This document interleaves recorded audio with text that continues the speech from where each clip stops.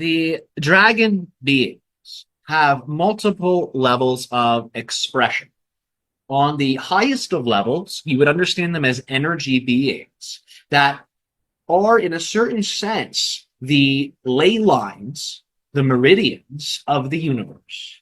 In other words, think of the dragons as the invisible links of connection that attach all of the stars and all of the planets and all of the people together, making a type of superorganism.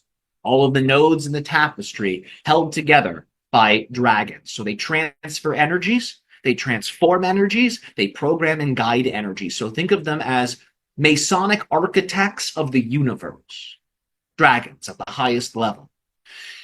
When dragons begin to manifest themselves from energy form into a form of greater, you could say, physicality, they may incarnate as elemental spirits, the spirit of the thunderstorm, the spirit of the volcano, the spirit of the ocean.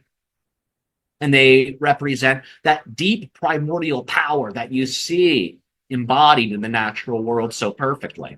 So dragons can also take on those forms in a more physicalized way, acting as the spirit behind the element within a given matrix.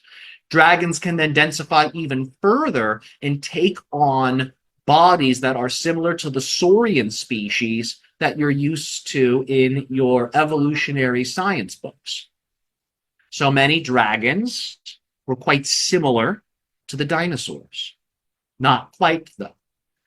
Think of dinosaur consciousness as a little more reptilian.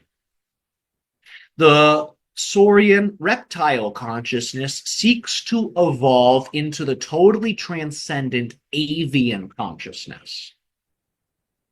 The dragon is that process. So the dragons of the earth acted as mentors for the reptilian species and also acted as mentors for humanity. The dragons would teach both groups. The dragons would assist both groups in their focus, their path, and their evolutionary power. Because the dragon is this alchemical being, a blend of bird and reptile, it is able to see from higher and lower perspectives.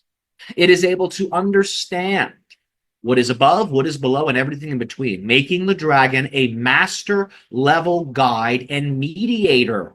They are able to create peace. They're able to see both sides of the equation, both sides of the coin, and then they're able to balance it.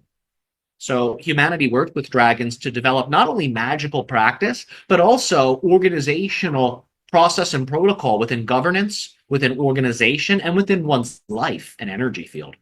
So dragons have taught humanity the way it usually goes. The dragon teaches the sage teaches the ruler teaches the people. This is how it worked in the ancient times.